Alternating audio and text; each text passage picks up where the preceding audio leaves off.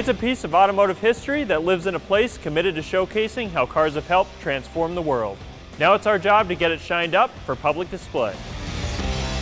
I'm Bob Galiska, and this is 303 Car Care.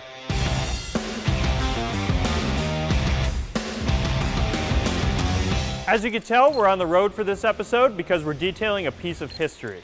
This is a 1982 Dodge Turbocharger concept car on display at Klairmont Kollections Automotive Museum in our hometown of Chicago. It's a 100,000 square foot facility dedicated to cool cars just like this. This car was used as a pace car for the 1981 and 1982 PPG Indy Car World Series. As you can see, the Dodge had a ton of aero work put into it while also sporting some gull wing doors. The interior is all race car with a roll cage, aircraft style gauges, plus racing seats and harnesses. We're going to learn more about the car and the museum, but first up, it's time to take this pace car through the detailing paces.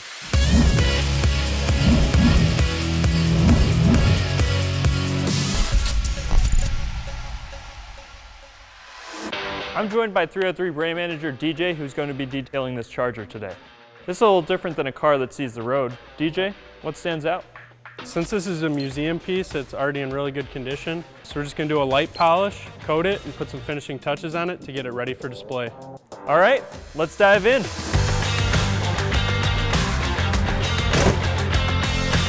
The first thing we're gonna be doing before we polish the paint is claying it. It's in a museum setting, so it's been a while since it's been fully detailed. So we just wanna make sure we're removing all the contaminants from the surface before we start the polishing process.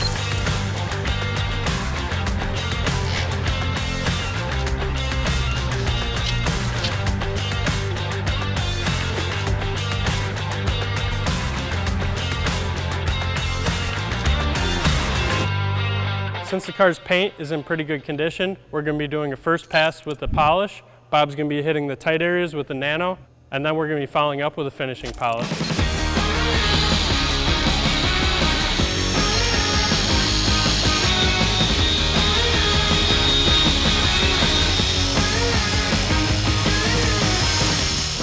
One of the tricky things on older cars like this is there's a lot of imperfections in the paint. Something like this you just want to stay away from so you don't damage it or cause any paint to come up off of it.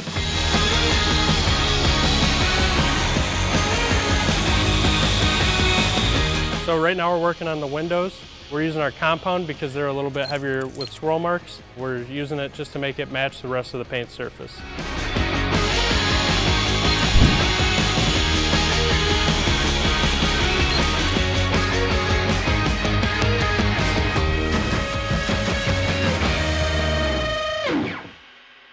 So now that we have the car polished, we're going to be protecting it with our graphene nano spray coating. That will help keep that paint in the good condition for a longer period of time. This gives up to 12 months of protection, and in a museum setting like this, it should last even longer.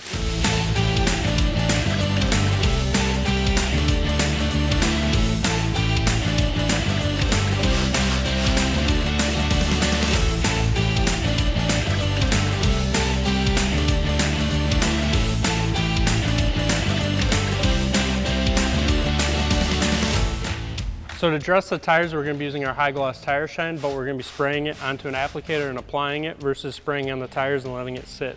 What that's going to do is give us a medium level of shine versus a high gloss shine. It'll let the tires pop more than something like protectant, but it's not going to be overly glossy.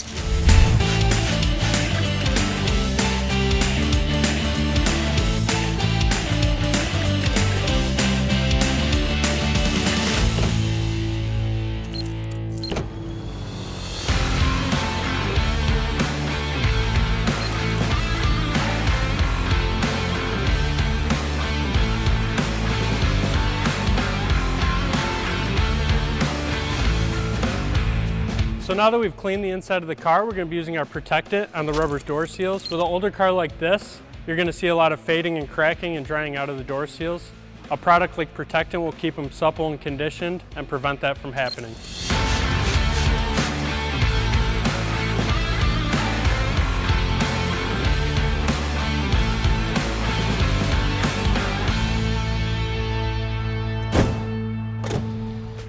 That wraps up the work here on the museum floor. Only a couple hours to get the Dodge shined up for display.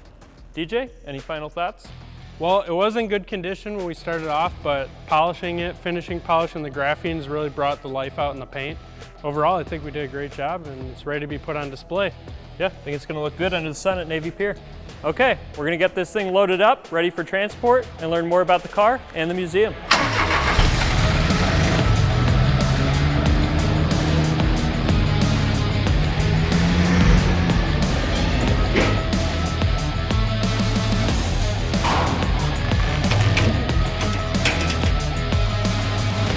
I'm joined by Bob Olson, president of Klairmont Kollections. We got this Dodge all loaded up. Where are we headed? We're heading to Navy Pier. We're bringing a Dodge down because they're having an era-esque type of event at the pier, and we're bringing a 1982 Dodge. All right, well, it's all loaded up. How about we head down there? Let's do it.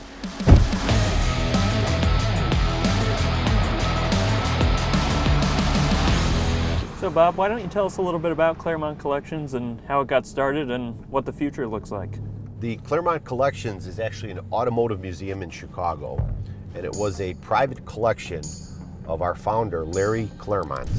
Larry was a Chicago businessman, very successful, World War II veteran, self-starter, who later on in life began collecting cars. If I make up my mind that I want to do it, nobody is ever going to talk me out of it. Larry amassed about 600 cars, and after collecting for several years, met his fiancée, Joyce Oberlander, and she convinced him to put his cars together. And I said, if you do that, I'll help write it up and help keep the records. So he held me to it. And Larry took one of his properties, located here at 3117 North Knox, and put together this big man cave. And then ultimately, at the age of 94 years old, Larry passed away, but he had a legacy plan, and that included starting a car museum. And that's what Klairmont Kollections is today. About how many cars are in the museum today? We hover around 300 vehicles in the museum, roughly 100,000 square feet. We have 2 stories in the museum, and the range of vehicles goes from 1900s to modern day Mustangs. So now that there's kind of a new regime to the collection, what are your future plans? Yeah, so the magic that happens when you go from a private collection to that of a museum, there's a lot of work. There's a lot of infrastructure work. We've had to beef up staff. We've created educational curriculum. We have children's field trips, and we're looking to implement some vocational programs at the museum, including restoration. So how long have you been with the museum and what's your role there? I got a call from a friend. They were looking for docents and volunteers to work an event for a children's charity at this quote-unquote car museum in Chicago. And as a lifelong resident, I'm like, there is no car museum in Chicago. And so ultimately I volunteered. I came to the event, and in a very similar fashion, you know, when you walked in the first time, That's amazing. it's an amazing building. It's kind of overwhelming because it's very inconspicuous from the outside, and then when you walk in, I describe it as a Willy Wonka experience for those that are Chocolate Factory fans. So I walked in here about 8 years ago cold, and ultimately, you know, I met Larry and they made me the president of the museum in Larry's passing, but we've been working together as a team towards Larry's plan, and this is Larry's legacy plan, and that includes sharing it with all of Chicagoland. So what do you think makes Chicago a great place to have a museum like this? Well, first of all, the diversity in the city, from food to the individual neighborhoods to the flavor and texture of the city, the history of the city. It's just a fantastic melting pot for all of that. And as we move forward in sharing it, again, we bring these children in here. None of them have seen the cars of yesteryear. The individuality of the cars from the 20s, 30s, 40s, 50s, 60s, and 70s is really well represented in the collection. I think that's not only educational, but it's entertaining.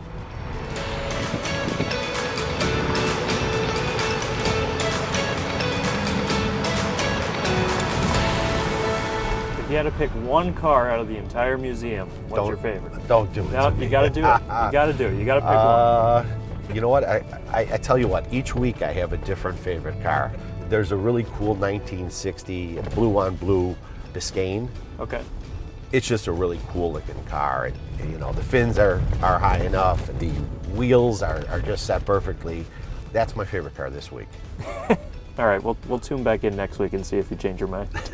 So getting to the Dodge behind us, how did you guys acquire that? Mr. Klairmont had an eclectic taste in picking cars. This particular car is a concept car, a prototype car, and it was designed by Chrysler, and it was the 1981-1982 pace car that was used at the Indy World Series, and it actually previewed at the Chicago Auto Show back in 1982 as well as Detroit. So locally, there's a car collector by the name of Joe Bortz. Joe has many prototypes and concept cars himself. He contacted Mr. Klairmont and put him in touch with that current owner, and the museum acquired it. Were you into cars growing up or anything, or did you have a passion for cars before this, or did this jumpstart it all? I myself was a Ford guy, so I always had the Fox body Mustangs. Okay. I didn't see any Fox body Mustangs in the museum, so when's that happening? Right, so recently in our transition from private collection to museum, we identified areas that we felt we could improve upon. So we went through the collection. We kind of got rid of some replicas that I'll just call shooting from the hip replicas. You know, yeah, I like that, get that. And we recycled the money and we created a muscle car selection. So I think the next era that we're probably gonna move into will probably be that modern muscle. Besides just things at Klairmont itself, what other kind of outings do you guys do? I know you try to get some of the cars outside the museum. We're trying to bring awareness to the museum. It's our role, it's our mission, and our responsibility to let everyone know where we exist. And today we're heading to Navy Pier.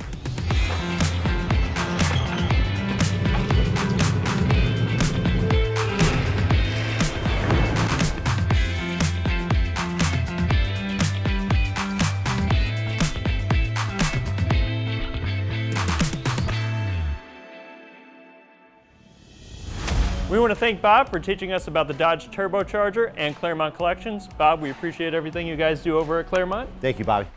If you'd like to visit, they're on Chicago's Northwest Side. You can follow them on Facebook and Instagram, or check out their YouTube page, which we'll add the link to below. If you want to check out the products we use, 303 is available at all major automotive retailers, as well as Amazon. Thanks for watching, and see you next time on 303 Car Care.